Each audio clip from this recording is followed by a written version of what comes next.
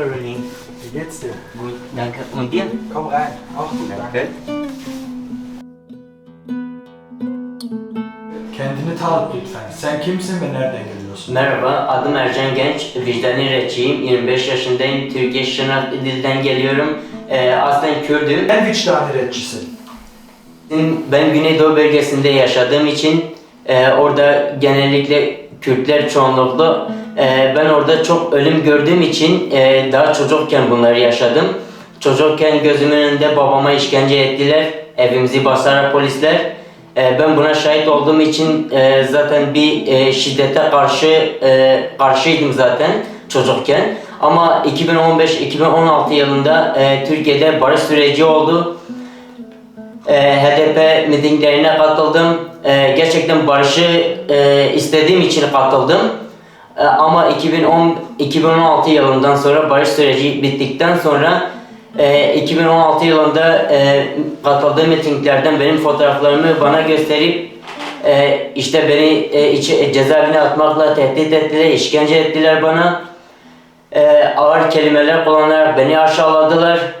Babama işkence ettiler ve ben bunu gördüğüm için gerçekten hani sadece bana değil hiçbir insana bu şeylere maruz kalmasını istemediğim için vicdani rapçi olarak ben buna karar verdim. Türkiye'de pasifik insanlara gerçekten yer yok.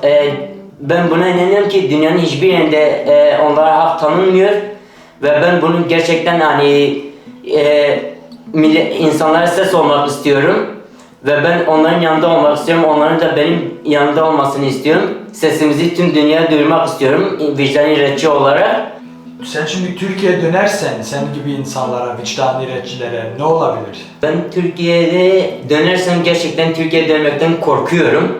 Çünkü benim gibi vicdani insanlara, pasifik insanlara hiçbir hak tanınmıyor.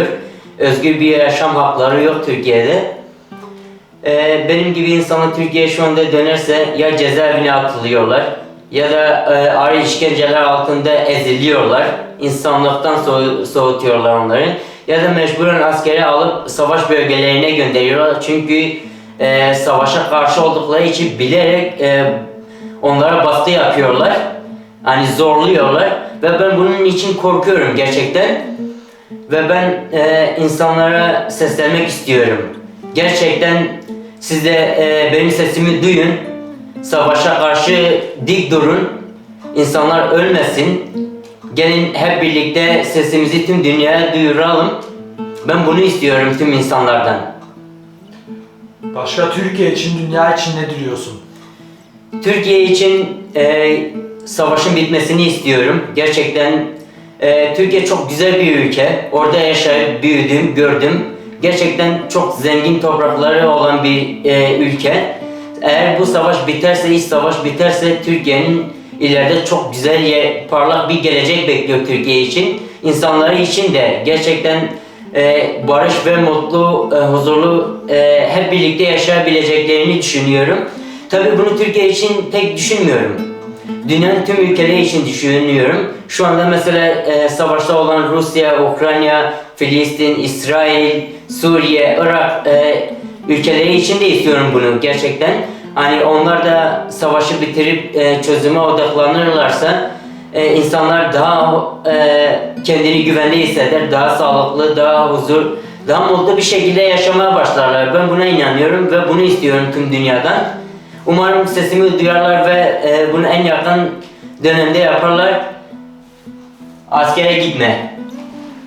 Teşekkür ederim. Rica ederim.